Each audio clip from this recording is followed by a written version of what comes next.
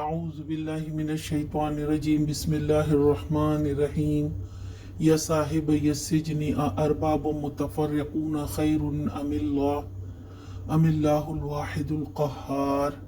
اے زندان کے ساتھیوں، تم خود ہی سوچو کہ بہت سے متفرق رب بہتر ہے یا وہ ایک اللہ جو سب پر غالب ہے۔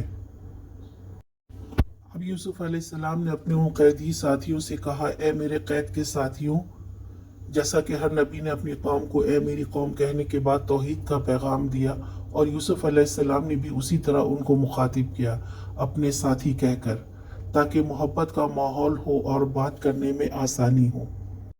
انہوں نے اللہ سبحانہ وتعالیٰ کی تعریف بیان کرتے ہوئے کہا کہ جو سب پر غالب ہے، جو سب کا خالق ہے، اس کو ماننا زیادہ بہتر ہے یا متفرق معبود کی پوجا کرنا۔ دعوت دینے کا بہترین طریقہ یہ ہے کہ اس کو سوال اور دلیل سے قائل کریں۔ ہر چیز کا الگ الگ خدا ہونے سے زیادہ اچھا یہ نہیں کہ ہر چیز کا ایک خدا مان لیا جائے۔ بہت سارے خدا ہوں گے تو آپس میں کشاکش ہوگا اور کام میں خلل ہوگا، نظام درم برم ہو جائے گا۔ آج کا سوال، یوسف علیہ السلام نے قیدیوں کو کیسے مخاطب کیا؟